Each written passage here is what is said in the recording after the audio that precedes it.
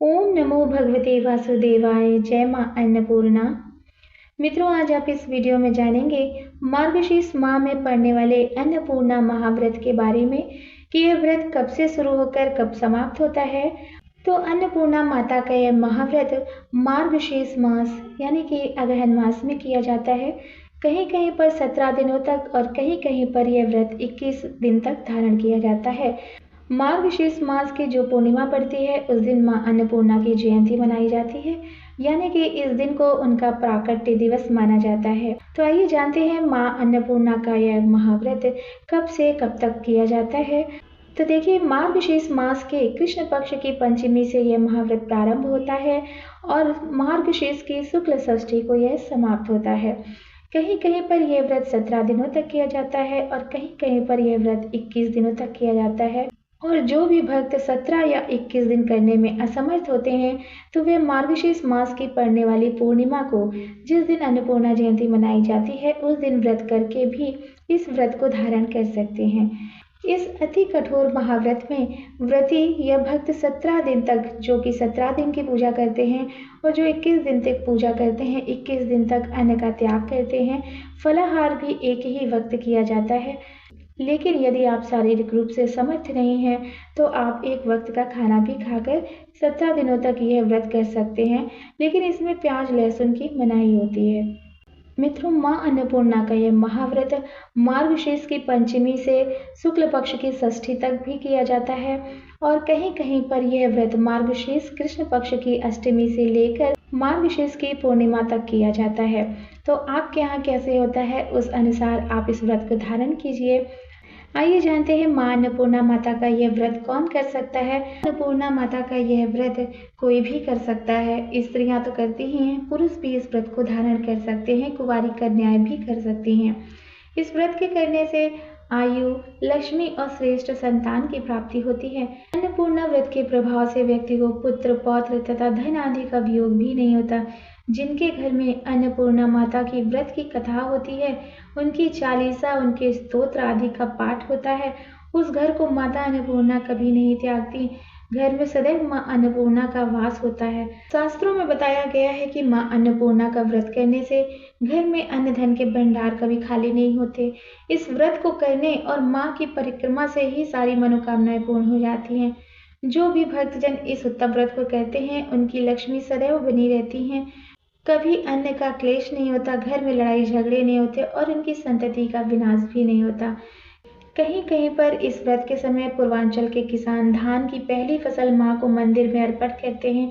पूरे मंदिर प्रांगण को धान की बालियों से सजाया जाता है। फिर दूसरे दिन ये बालियां प्रसाद में भक्तों को बांटी जाती हैं।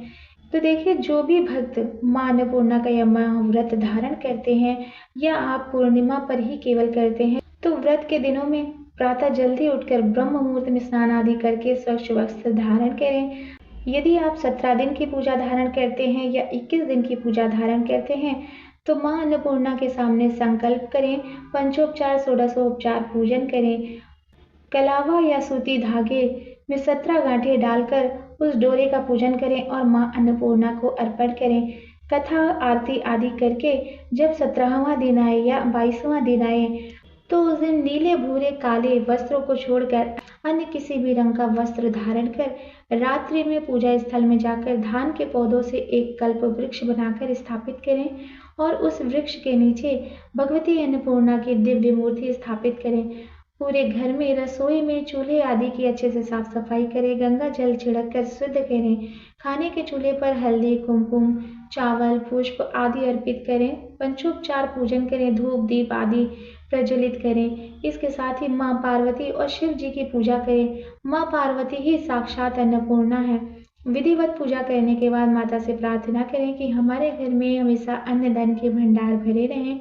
मां अन्नपूर्णा हम पर और पूरे परिवार पर एवं समस्त प्राणियों पर अपनी कृपा बनाए रखें। इन दिनों में अन्न का दान अवश्य करें, जरूरतमंदों को भोजन आदि करवाएं।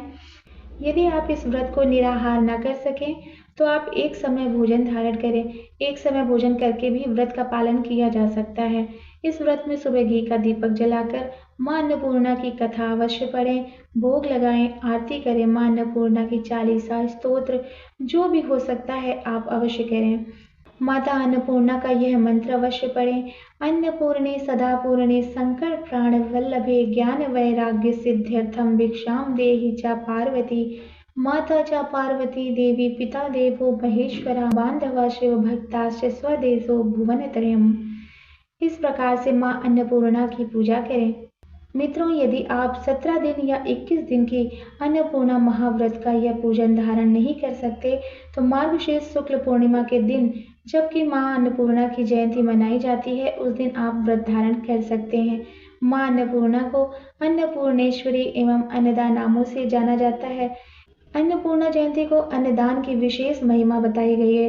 इस दिन जो भी भक्त अन्नदान करता है तो उसे अगले जन्म में भी धन धान की कभी कमी नहीं होती। अन्नपूर्णा जयंती के दिन माँ अन्नपूर्णा चालीसा स्तोत्र आदि का पाठ करना चाहिए।